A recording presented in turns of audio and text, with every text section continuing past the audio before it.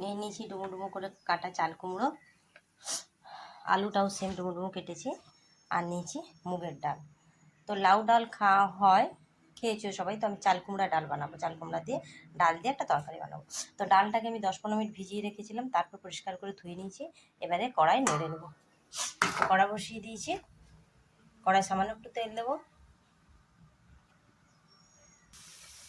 দেখো সামান্য একটু তেল দিয়েছি, তেলটা না দিলেও চলতো, তো আমি একটু সামান্য সরষের তেল দিয়েছি। এটাকে নেড়ে ভেজে নেবো।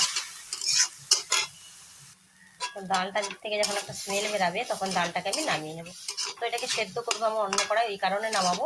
তোমরা যদি এই কড়াই একই জায়গায় সেদ্ধ করো তাহলে এখানে জল ঢেলে সেদ্ধ করে নেবো। তো আমি এখানে এটা নামিয়ে নেব, এটা অন্য জায়গায় সেদ্ধ বসিয়ে দেবো। তো ডালটাকে নামিয়ে নিয়েছি, অন্য কড়াই সেদ্ধ করছি। এই কড়াই সামান্য সর্ষে তেল দিয়ে ডাল কুমড়োটা যে কেটে রেখেছি ওটাকে ভেজে নেবো। তো একবারে সেদ্ধ করে করলে হয়, এটা যেরকম টেস্ট হবে, এটা যদি আমি যেইভাবে বানাচ্ছি ওইভাবে যদি স্টেপ বাই স্টেপ করো তো এটার টেস্টটা একটু ভালো হবে। তো আমরা নিরামিষ যখন খাবো তো টেস্টটা একটু সুন্দর করে খাবো না, সবসময় একই রকম খেতে ভালো লাগে না। তো আমি এটাকে একটু নুন দিয়ে ভেজে নেবো। তোমার চাল কুমড়োটা দেখতেই পাচ্ছ হালকা লাল হয়ে এসছে, আমি এখন নামিয়ে নেবো। এটা দেখতে পাচ্ছ, এটাকে নুন দিয়ে ঢাকা দিয়ে সামান্য তেল লাগবে, কিন্তু খুব বেশি তেল দিতে হবে না, সামান্য একটু তেল দিয়ে নুন দিয়ে ঢাকা দিয়ে দিলে এটা নরম হয়ে গেলে একটু লাল হয়ে আসবে, গায়ের কালারটা একটু চেঞ্জ হবে। এটা আমি নামিয়ে নেবো। এদিকে একটা মশলা করে নেবো। মশলাটার পরিমাণ এত নয়, আমি মশলাটা করে রেখে দিই, আমার শেষ হয়ে গেছে ওই কারণে আমি করে নিচ্ছি। শুকনো লঙ্কা, তেজপাতা কয়েকটা, গোটা জিরে, গোটা ধনে, আর 5 ফোড়ন, একটু মৌরি।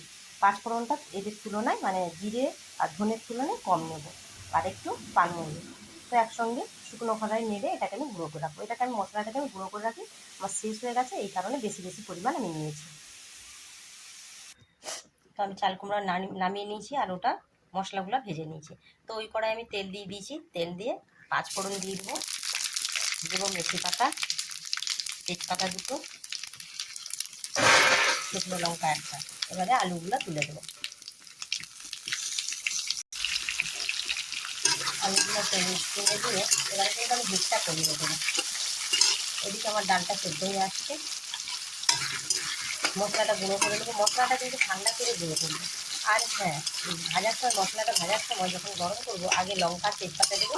লঙ্কা তেজপাতাটা যখন একটু লাল হয়ে আসবে, স্মেল বেরাবে, তখন আমি বাকি মশলাগুলো একসঙ্গে দিয়ে দেবো।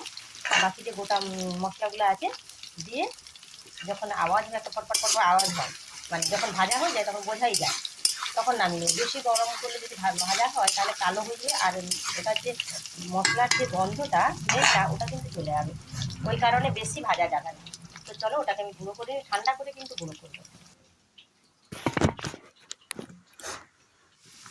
আলুটা লাল হয়ে এসছে, তো হয়তো ভিডিওটা একটু বড় হচ্ছে, স্কিপ না করে পুরোটা দেখবে, স্টেপ বাই স্টেপ বুঝতে পারবে।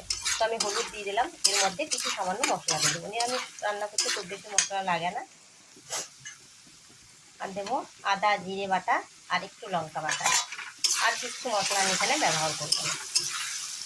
মশলাটাকে কষিয়ে নেবো সুন্দর করে, খুব বেশি টাইম লাগবে না। এর মধ্যে একটু নুন দেবো। যখন কষানো হয়ে আসবে এর মধ্যে আমি ডালটা যে সেদ্ধ করে রেখেছি ওটা আমি ঢেলে দেবো। দেখতে পাচ্ছ ডালটা আমি ঢেলে দিয়েছি। এই দেখো ডালটা কীভাবে সেদ্ধ হয়েছে, একবারে কিন্তু ঘাটা আমি নরম সেদ্ধ হয়েছে, সেদ্ধটা নরম হয়েছে, কিন্তু একবারে যে গলে যাওয়ার মতো সেদ্ধ এরকম আমি কিন্তু করিনি। এবারে চাল কুমড়াটা যে ভেজে রেখেছি ওটাকেও ঢেলে দেবো। তো একটু নাড়াচাড়া করবো, খুব বেশিক্ষণ না, একটু সামান্য নাড়াচাড়া করবো। দেখতে পাচ্ছ এবারে আমি গায়ের জলটা যখন শুকিয়ে এসছে মোটামুটি, তো এবারে আমি জল দিয়ে দেবো পরিমাণ মতো, যেভাবে তরকারিটার ঝোলটা হবে ওইভাবে আমি জল দিই। তারপরে জল ঢেলে দিচ্ছি আমি। তার একটু সেদ্ধ হবে যখন 5-7 মিনিট ফুটতে দেবো, একটু হিট কমিয়ে দেবো। আর এই তরকারিটা রুটি ভাত পরোটা সব দিয়েই খাওয়া যাবে। অনেক সময় আমরা কী রান্না করবো নিরামিষের দিনে ভেবে পাই না, তো এইভাবে যদি রান্না করা হয় খেতে ভালো লাগবে। তো আমি এখন ঢাকা দিয়ে দেবো ওটায়। তোমার দেখো তরকারিটা হয়ে গেছে, আমি 5 মিনিট পর তোমাদের সঙ্গে দেখাচ্ছি। তো তরকারিটা নামিয়ে নিয়েছি, এরকম একটু ঝোল ঝোল আছে। তো তোমরা যদি আর শুকনো করতে চাও তো করতে পারো। আমরা ভাতের সঙ্গে খাওয়া হবে বলে আমি একটু ঝোল ঝোল রেখেছি। তো এটা যদি রুটি পরোটার সঙ্গে খেতে চাও তো একটু শুকনো করলে ভালো হয়। তো যাই হোক, আমি চিনি দিয়েছি, ওটা তোমাদেরকে দেখানো হয়নি। এবার একটু গুঁড়ো মশলাটা, ওই যে মশলাটা গুঁড়ো করে রেখেছি ওইটা ছড়িয়ে দেবো উপর থেকে। মশলাটা তো নামিয়ে ছড়ালে সঙ্গে সঙ্গে হয়, তো আমি তখন তোমাদেরকে দেখাবো বলে এই কারণে দেরি করে ছড়ানো। তো এইভাবে নতুন নতুন ভিডিও পেতে সঙ্গে থাকতে হবে আর ভালোবাসা দিতে হবে। তো আজকের জন্য বাই, নেক্সট ভিডিও আবার দেখা হচ্ছে।